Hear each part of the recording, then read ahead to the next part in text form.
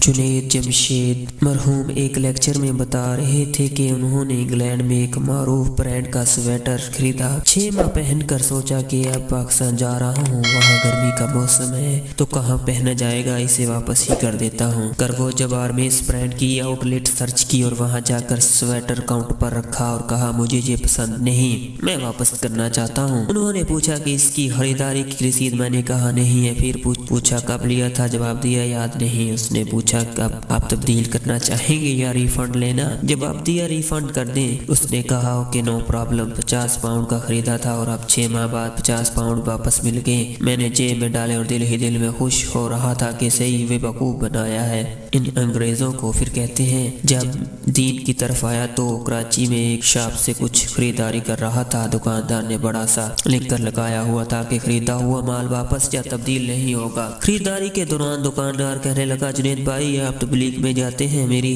कारोबार की बरकत के लिए दुआ कीजिएगा। मैंने कहा मैं अल्लाह की कसम खाकर कहूँगा तुम एक काम कर लो तो अल्लाह बहुत बरकत देगा। कहने लगा जी बताइए। मैंने कहा जो इतना बड़ा बोर्ड लिख कर लगाया हुआ है कि खरीदा हुआ माल वापस नहीं होगा, ये उतार दो। कहने लगा जी ये तो नहीं उतार सकता, इसी तरह तो हमारा कारोबार नहीं चलेगा। जुनैद जमशेद ने दोनों सिनेरियोस का तकाबल करते हुए कहा जो खुले दिल से फरोख्त करता चीजें वापस लेते हैं उनके स्टोर जाकर देखें कितने वसी और रिज हैं, वहाँ कितना रश है, और जहाँ जिन्होंने ये लिखा हुआ है कि उनकी दुकानें देख लें कितनी छोटी और कारोबार कितना महदूद है। रिज़्क अल्लाह देता है, कोई कस्टमर नहीं। अल्लाह नीयत को देखता है और फिर उसके मुताबिक नवाजता है।